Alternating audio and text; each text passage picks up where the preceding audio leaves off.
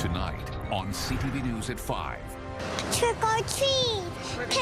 We're going trick or treating today. Why choose when you don't have to? Trick-or-treaters and Blue Jays fans share an epic evening. Inspire people, inspire other people, and that ripple effect is so important within a community. For Nadine, a Halifax fashion designer gives back in memory of his late friend. It's going to be pretty emotional running into the deck on that last night. And Running Man, a Cape Breton marathoner, prepares to conquer the Cabot Trail by foot. And wet and windy. We'll see the heaviest rain clearing this Halloween night, but it will be gusty. Live from the Maritimes News Center, this is CTV News at 5. Good evening and welcome to CTV News at 5. I'm Maria Peno-Palace. Thanks for joining us. First at 5 tonight, candy and curveballs. It is go time for trick-or-treaters and Blue Jays fans as Halloween and Game 6 of the World Series converge. Whether you're on the move collecting loot or at home preparing game time snacks, as CTV's Emma Convey reports, not even the weather can put a damper on Friday night fun. Hi there, Emma. Hi, Maria. A big night is right, and many feel the same way. Walking around Halifax today, I noticed a number of Halloween costumes, but also Toronto Blue Jays merch.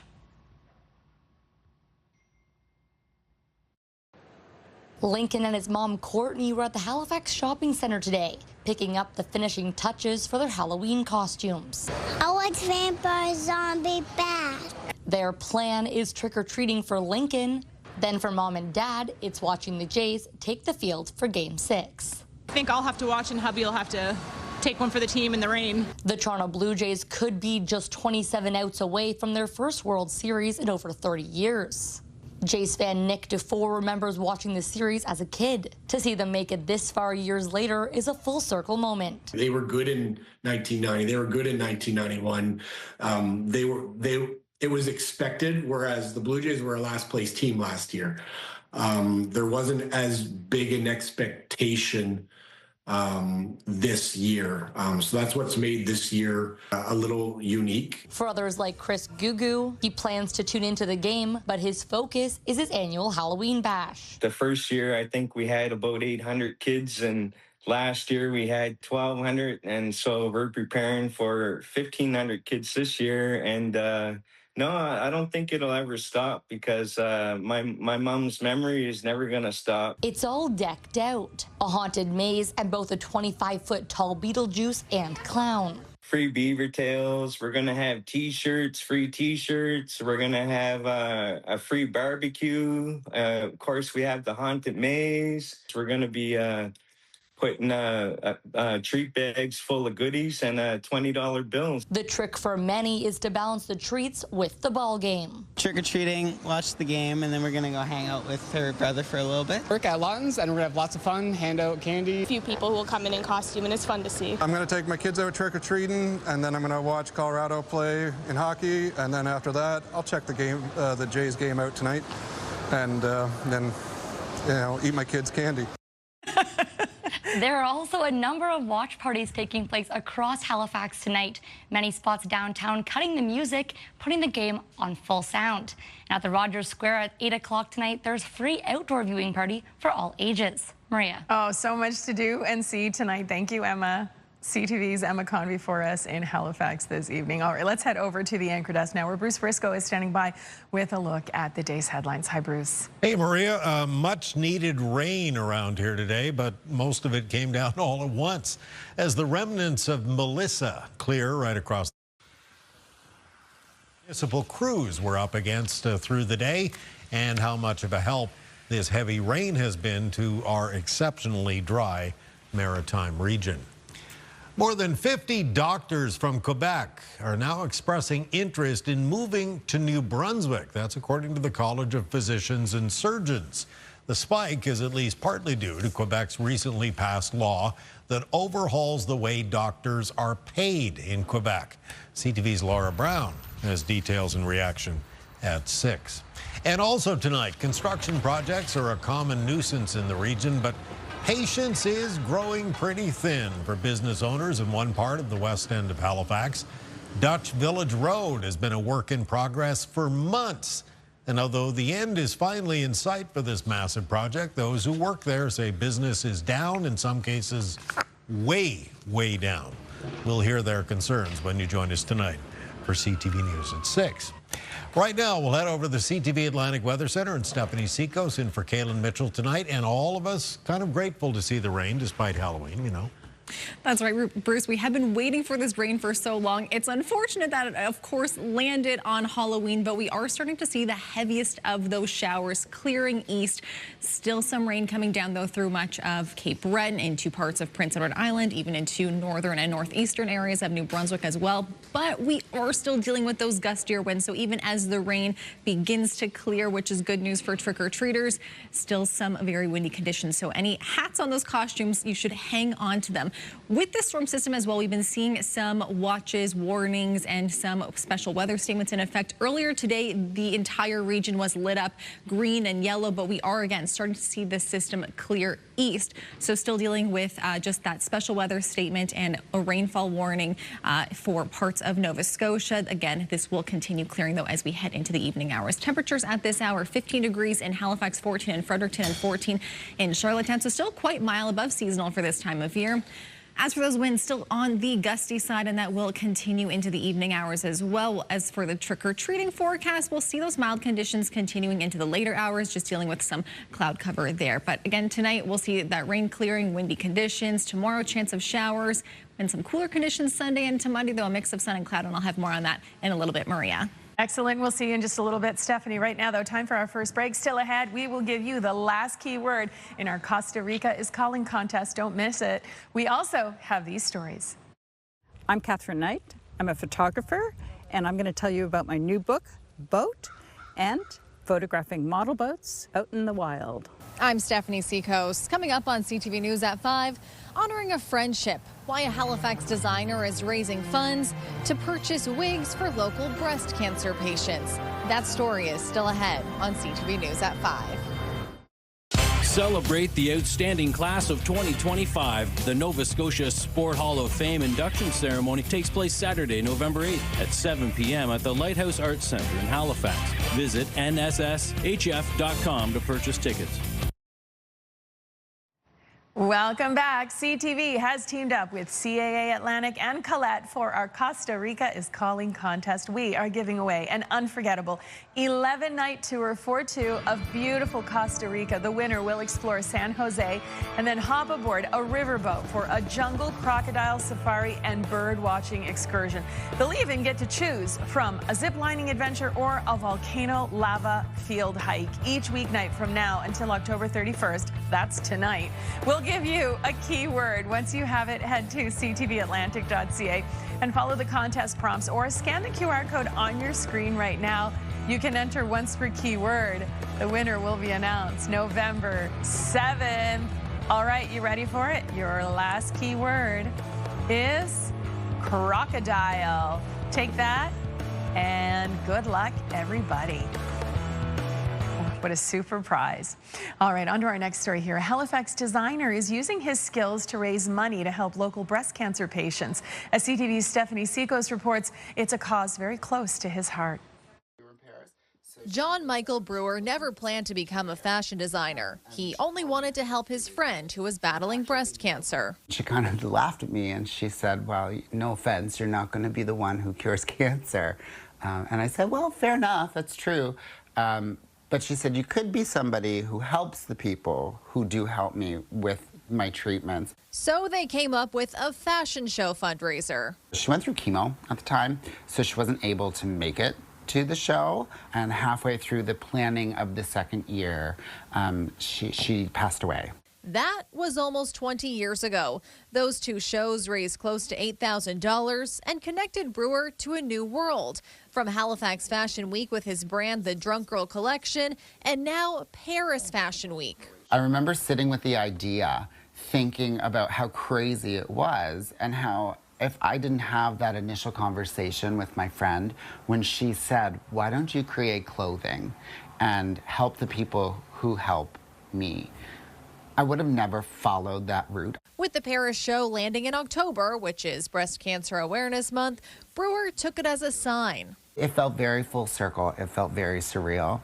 And it felt like I wanted to do this. Brewer's latest fundraiser will collect money to buy wigs for local breast cancer patients. He connected with the QE2 Foundation's Sunshine Room to make it happen. Someone else I know who had battled breast cancer a couple years back said, I can't recommend anyone more than the Sunshine Room. She said they were there for me. They helped me along the way so much. They're incredible people. The sale of t-shirts and hats, plus other donations, has so far raised enough to buy about 7 wigs. As Breast Cancer Awareness Month comes to a close, Brewer thinks of his friend Nadine. My friend used to always say, life is too short to wake up with regrets. Love the people who treat you right. Forget about the people who don't. When life gives you an opportunity, take it. And if it changes your life, let it. Keeping the words of his friend close each and every day. Stephanie Seco, CTV News, Halifax. Okay, that is a very sweet friendship there, and you know how he's carrying on her legacy and doing so much good in her name. That is just a wonderful way for her to be remembered. Oh, it's so special. And that fundraiser goes just until the end of the day today, so end of the night. So there's still some time. They've raised, as of yesterday, about $1,600 so far to buy wigs, and that works out to about 7. So hopefully we can get a couple more in there. We were admiring the gear too, the hat and everything. So cute. So nice, yeah. So yeah, still some time, but yeah, ends at the end of Breast Cancer Awareness Month, which is the end of today. Which is the end of today. Awesome. So you're double duty today. You're in the weather center as well. It has been a wet and windy day in the region. It really has been. And if, you know, you could say these sheep are outstanding in their field, Maria, in the beginnings of some messy weather in the Mabu area of Cape Breton today. I'll have your complete forecast next.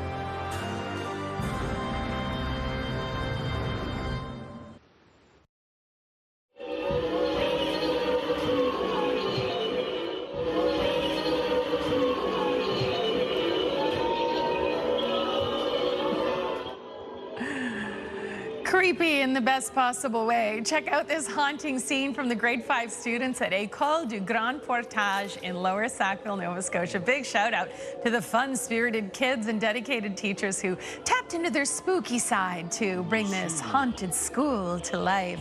Isn't that awesome? What a fun day. Halloween at school is always one of the best days of the year. Absolutely. That was always so much fun growing up. Because, like, obviously you get the candy, but just dressing up. Oh, my gosh. I love Halloween. Yeah. It's good times. Seeing a school like that, really get into it. I love it. Before we get back into the trick-or-treating forecast, we'll take a look here. It was a great day for the Ducks at Shuby Park in Dartmouth. Really enjoying that rain coming down there. And we have been really needing this rain as we take a look at those sunrise and sunset times. And a reminder, clocks do fall back this weekend. So keep that in mind as we head into the first weekend of November. So those sunrise and sunset times will change come Sunday. As for that precipitation, we've been seeing some heavy rain coming down all across the Maritimes today. So this is due both with a combination of a large low pressure system from the U.S. and the moisture from post-tropical storm Melissa, which has entered our waters and will continue moving eastward through the evening hours tonight. With this precipitation, though, we are seeing that those showers begin to push more east. So for most of the region tonight, we'll just be seeing some scattered or some isolated showers popping up. It's more eastern areas that will still be dealing with those heavy showers through the evening. With that, we are starting to see that rainfall warning has now cleared, so we're just left at this point with a special weather statement. Again, that is just due in part to those heavy rainfall as well as some gusty winds out there. We have a wind warning also in effect for parts of Cape Breton. So we'll continue to see these clearing through the evening hours as well. But with that, very windy for many areas tonight. As we head toward the 6 o'clock hour, those gusts will be in that range between about 30 to 60 for the most part. Some gusts up to 70, generally from the west. As we head toward the early hours Saturday, still seeing those gusty winds. They will be picking up through the overnight hours. So windy through the evening hours when we have people out trick-or-treating, but then it will pick up once again as we head into the overnight hours. They'll stay strong into Saturday as well, but they will begin to change directions more so from the northwest. So then bringing in that cooler air. We've been seeing those warmer winds the last few days. So just again, something to keep in mind that will bring the temperature feel down a little bit as well. Even into Sunday, we'll be seeing those winds begin to diminish a little bit more. But again, still from more of a northerly direction, so bringing in those cooler air. Again, tonight we'll see that heavy rain ending, some windy conditions, lows between about 4 to 9 degrees across the region. Tomorrow for northern areas of New Brunswick, still a good chance of some showers popping up. We could see some sunny breaks as well. Winds tomorrow from the northwest at 20, gusting up to 40. We'll see those highs in that range of 7 to 10 degrees. For southern and central areas of New Brunswick, chance of showers mostly in the morning, then we'll see a mostly cloudy day for the afternoon. We'll see those highs tomorrow between about 7 to 11 degrees, so fairly seasonal for this time of year. For Prince Edward Island, some scattered showers for tomorrow, high of 10 degrees. We do have some trick-or-treaters tomorrow night in Charlottetown, so again, something to keep in mind. We could still have a few showers by then. Those winds will be from the west at 40, gusting up to 60. For Cape Breton and eastern areas of mainland Nova Scotia, we'll see some scattered showers for tomorrow, highs between 10 and 11 degrees. Into central areas of Nova Scotia, chance of showers again, mostly for the morning hours. We should see some sunny breaks come the afternoon. We'll see those highs between about 10 and 11 degrees.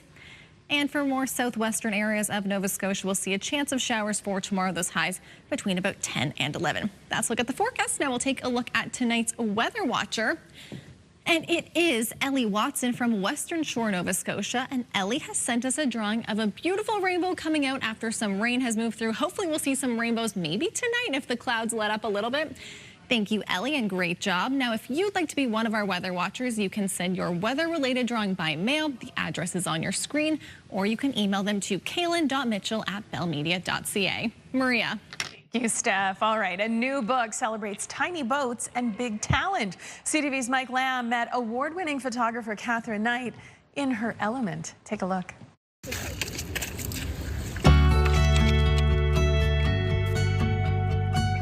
I'm Catherine Knight, and I'm a photographer and a filmmaker and living in Pictou, Nova Scotia. I've got my first book. It's called Boat. Easy to remember title, and it's definitely about boats, but it's not about those big ones. It's about tiny boats, about model boats. It's a collection of my photographs of boats taken over a number of years, and then it's interspersed with guest essays, but also with first-person stories from model makers and other people who love model boats. I started photographing in 1979 when I was here as a student at NASCAD. Boats sort of popped up out of nowhere. The water has been a predominant theme in my work since the very beginnings. I think the trick, as all photographers know, we got to get the light right, and you got to get your focus right, and you have to work with your framing. I like to work with the full size of the digital negative, so I don't want to lose anything. I want to frame it up beautifully, so really where I put the boat and where I stand in relation to the boat is really important. Definitely, I love getting in the water with the boats. For the first few years, I was photographing with my very good camera, and I would be up to my thighs in the water and crouching down to get good perspective. But I also have an underwater camera, which is a point and shoot, which allows me to actually submerge and get water right at the surface so you can see below and see above, both at the same time. Boats, to me, kind of speak to transitional qualities that I've always sought in my own art practice. They're on the water, they're in the water, they're beautiful handcrafted items, so they speak also to stories from the past. They speak to the tenacity and resilience of model makers. They're really a beautiful stand-in for so many things. They're not just boats, they're stories of people and places and things that we value in life. And obviously a conversation starter too. Thank you, Catherine, for sharing. All right, taking a break. When we come back, we've got this story for you. I'm Ryan McDonald. Tonight in the CTV News at 5, a well-known Cape Breton marathoner is about to take on a mountain of a task, running the entire Cabot Trail in a matter of just a few days. And he's doing it as a fundraiser for a cause that is close to his heart. The story is coming up. Welcome back. Driving Cape Breton's Cabot Trail can be enough of an adventure, so imagine making your way around it on foot in just a few days. CTV's Ryan McDonald introduces us to a runner who is doing just that, and for a good cause. Herbie Sakalauskas has run about 20 marathons, but he's about to take on what might be the biggest challenge on foot of his life. I'm running around the Cabot Trail, 276 kilometers, the full trail over 4 days. To pull that off, the 45-year-old plans to run about 60 to 80 kilometers a day, which translates on some days to the equivalent of 2 marathons. But that's not a double marathon distance just anywhere. It means heading up and over some of the steepest climbs in eastern Canada, including North and Mackenzie Mountains and Cape Smoky. We're calling it Run for a Heartbeat, and it's in memory of my father, Simon Sakalauskas, who died of a heart attack, and we're raising funds to hopefully get to $30,000 to purchase a Lucas device, which is a CPR machine. And it was brought to our attention that the emergency department could really use a chest compression device like a Lucas device. Maura Neville is the Funds Development Officer at the Cape Breton Regional Hospital Foundation. She is also Sakalauskas' wife and will be his #1 means of support as he makes his way around the Cabot Trail. I will be the water person, I will be the food person. If we encounter any weather, I will be the change of clothes person, and just there to basically give him encouragement if he's feeling tired or, you know, a moment of, oh God, can I go on? Yes, yes you can. The Run for a Heartbeat has already raised more than $10,000. Sakalauskas hopes to reach his $30,000 goal before he even sets foot on the trail on November the 7th. I hope I do it. I think I can. Sakalauskas is plenty familiar with the terrain, having participated in the annual Cabot Trail relay race a dozen times. Still, he knows that finishing the entire trail in just a few days is no guarantee. But if he does complete his mission, it's going to be pretty emotional running into Bedeck on that last night when I'm coming into Shabakto Street. And yeah, I'm just really excited to give this challenge a go. An epic effort in support of better cardiac care, and a challenge that will indeed require plenty of heart. Ryan McDonald, CTV News. Herbie, you are amazing, and we can't wait to see how you do. And wow, just like incredible. Wow. I couldn't even imagine doing like 1 day of it. 4 is outstanding. All right, we're talking Halloween. How's it looking out there now? Yeah, still rainy, still windy, and I'll have an update on post-tropical storm Melissa as well at 6. We'll see you at 6. I'll see you Monday. Have a great weekend. Happy Halloween, everyone. The national news is next.